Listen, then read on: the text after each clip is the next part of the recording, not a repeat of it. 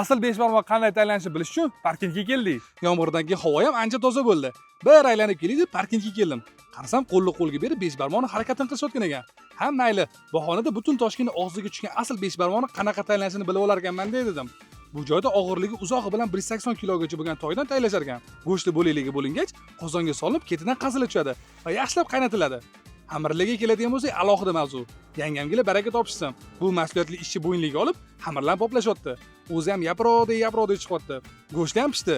Endi parray qilib mijozlarga yuboriladi.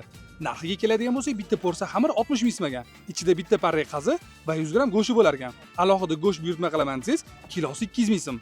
Bu yerda faqat 5 barmoq ekan desangiz, yo'q, unaqa emas.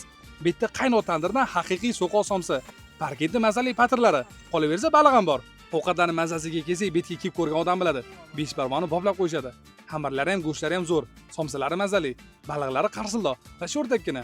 Xullas, oilaviy do'stlar bilan kelsangiz maza qilasiz. Aytgancha, bolalar uchun alohida maydoncha ham bor. Bu joy Parkent tumanida joylashgan. Aniq lokatsiya Telegram kanalda bor.